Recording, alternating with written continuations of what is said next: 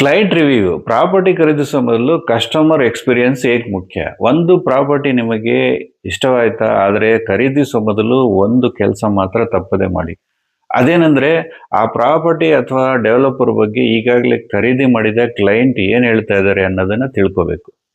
ಯಾಕಂದ್ರೆ ಬ್ರೌಷರ್ನಲ್ಲಿ ಎಲ್ಲವೂ ಪರ್ಫೆಕ್ಟ್ ಆಗಿ ಕಾಣಬಹುದು, ಆದರೆ ನಿಜವಾದ ಎಕ್ಸ್ಪೀರಿಯನ್ಸ್ ಗೊತ್ತಾಗೋದು ಎಕ್ಸಿಟಿಂಗ್ ಕಸ್ಟಮರ್ ಬಂದು ಅವರು ನಿಮಗೆ ಯಾವ ವಿಷಯಗಳನ್ನ ಹೇಳ್ಬೋದು ಗೊತ್ತಾ.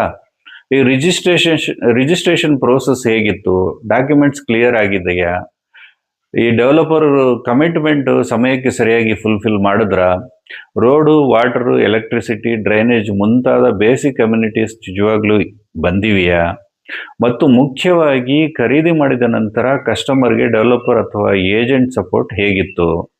ಆದ್ರೆ ಒಂದು ವಿಷಯ ನೆನಪಿಟ್ಕೊಳ್ಳಿ, ಒಬ್ಬರ ರಿವ್ಯೂ ಕೇಳಿಬಿಟ್ಟು ಮಾತ್ರ ಪ್ರಾಪರ್ಟಿ ತಗೊಳ್ಳೋದಕ್ಕೆ ನಿರ್ಧಾರ ಮಾಡೋದಲ್ಲ. ಕನಿಷ್ಠ 3 ರಿಂದ 5 ಎಕ್ಸಿಸ್ಟಿಂಗ್ ಕಸ್ಟಮರ್ ಜೊತೆಗೆ ಮಾತನಾಡಿ ಅವರ ಅನುಭವಗಳನ್ನು ಕಂಪೇರ್ ಮಾಡಿ. Google review, social media comments ಮತ್ತು ಸಾಧ್ಯವಾದರೆ ಪ್ರಾಪರ್ಟಿಗೆ ಭೇಟಿ ನೀಡಿ ಅಲ್ಲಿನ ರೆಸಿಡೆಂಟ್ಸ್ ಅಥವಾ ಓನರ್ಸ್ ಜೊತೆಗೆ ನೇರವಾಗಿ ಮಾತನಾಡಿ. ಪಾಸಿಟಿವ್ ರಿವ್ಯೂಸ್ ಮಾತ್ರ ಅಲ್ಲ, ನೆಗೆಟಿವ್ ರಿವ್ಯೂಸ್ ಅನ್ನು ಕೂಡ ಗಮನಿಸಿ.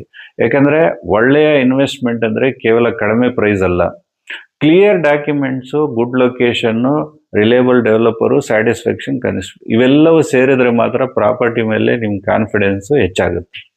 ನನ್ನ ಒಂದು ಸಿಂಪಲ್ ರೂಲು, ಸೆಲ್ಲರ್ ಏನು ಹೇಳ್ತಾರೆ ಅನ್ನೋದಕ್ಕಿಂತ ಎಕ್ಸಿಟಿಂಗ್ ಕಸ್ಟಮರ್ ಏನು ಹೇಳ್ತಾರೆ ಅನ್ನೋದೇ ಬಹಳ ಇಂಪಾರ್ಟೆಂಟ್. ಪ್ರಾಪರ್ಟಿ ಖರೀದಿಸುವ ಮೊದಲು ರಿಸರ್ಚ್ ಮಾಡಿ, ಎಮೋಷ್ನಲ್ ಅಲ್ಲ ಇನ್ಫಾರ್ಮೇಷನಲ್ಲಿ ಡಿಸಿಷನ್ ತಗೋಬೇಕು.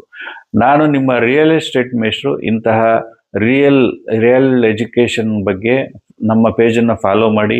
ಪ್ರಾಪರ್ಟಿ ಖರೀದಿಸಲು ಯೋಚಿಸುತ್ತಿರುವ ನಿಮ್ಮ ಸ್ನೇಹಿತರು ಮತ್ತು ಕುಟುಂಬದವರೊಂದಿಗೆ ಈ ವಿಡಿಯೋವನ್ನು ಶೇರ್ ಮಾಡಿ. ಹೆಸರುಘಟ್ಟ ಮತ್ತು ಬೆಂಗಳೂರಿನ ಯಾವುದೇ ಭಾಗದಲ್ಲಿ ಪ್ರಾಪರ್ಟಿ ಖರೀದಿಸಲು ಸಂಪರ್ಕಿಸಿ. ನಿಮ್ಮ ಪ್ರಾಪರ್ಟಿ ಬಗ್ಗೆ ಯಾವುದೇ ಪ್ರಶ್ನೆ ಇದ್ದರೆ ಕಾಮೆಂಟ್ನಲ್ಲಿ ಕೇಳಿ.